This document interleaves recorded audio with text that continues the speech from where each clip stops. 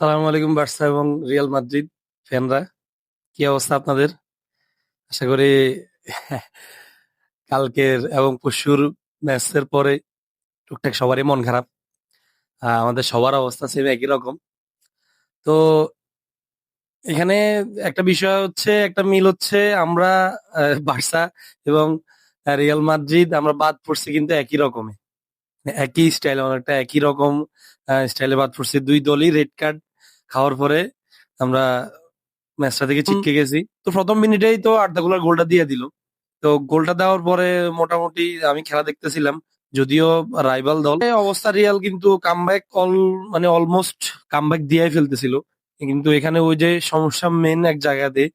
এখন আপনার হচ্ছে রিসেন্টলি কিছু ম্যাচে বলেন বা লা লিগার স্প্যানিশ দলগুলো যখন ইউরোপে কোনো দলের সাথে খেলতে যায়, তখন একটা জিনিস খেয়াল করতেছে, ওরা গোল করতেছে কিন্তু মোটামুটি বুড়ি বুড়ি গোল করতেছে, কিন্তু ডিফেন্সে যাই সমস্যা।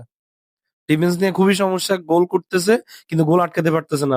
এই যে যেমন বার্সার অবস্থা হচ্ছে, বার্সা গোল করতেছে কিন্তু আবার গোল খাইতেছে। রিয়াল মাদ্রিদের সেম একই অবস্থা, গোল করতেছে গোল খাইতেছে। রিয়াল মাদ্রিদের আর যে বায়ানের প্রথম লেগেও সেম একই অবস্থা। বায়ান গোল করছে, রিয়াল মাদ্রিদ গোল করছে, কিন্তু বায়ান একটা বেশি করে ফেলছে। সেকেন্ড লেগেও আসি, সেম একই অবস্থা। রিয়াল মাদ্রিদও কিন্তু 3 গোল করছে অলরেডি। তো এবং আহ, বায়ার্ন 4টা গোল করছে। তো তার মানে হচ্ছে মোটামুটি দলগুলার অগ্রভাগ বা ফাইনাল থার্ড যেটা বলেন বা অ্যাটাকিং জোন যেটা বলেন, অ্যাটাকিং জোনটা মোটামুটি সকল দলেরই ঠিকঠাক বা বলা যায় আছে, কিন্তু ডিফেন্স এবং মিডফিল্ড যেটা, ওইখানেই মূলত সমস্যা। মোটামুটি তো প্রথমেই আর্দা গুলার গোল করে ফেললো, দেন ফ্রি কিক থেকে আর্দা গুলার অসাধারণ একটা গোল করলো।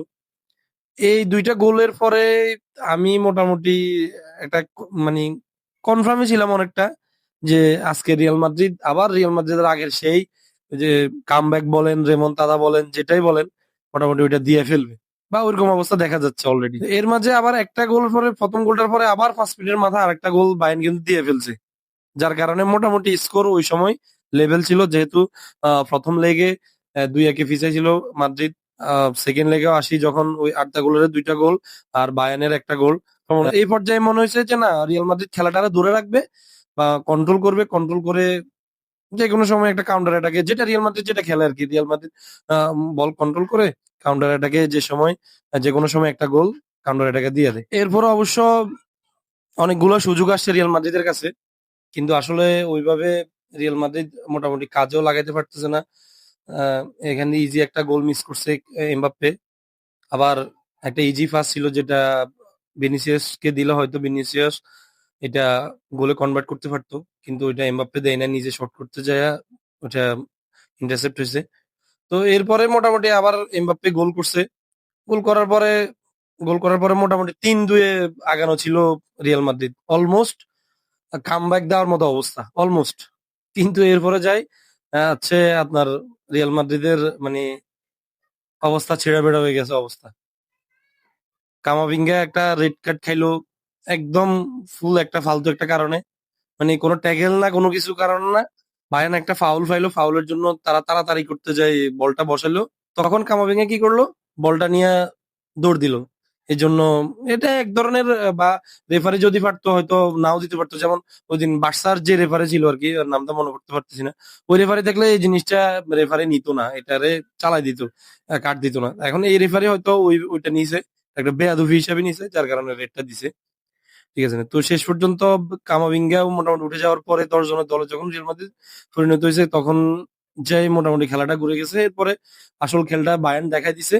বায়ার্ন বলতে যদি স্পেসিফিক বলি তাহলে ওলিসে আর এখন হচ্ছে লুইস দিয়াস, দুইজনে মোটামুটি মানে খেলটা দেখাই দিছে।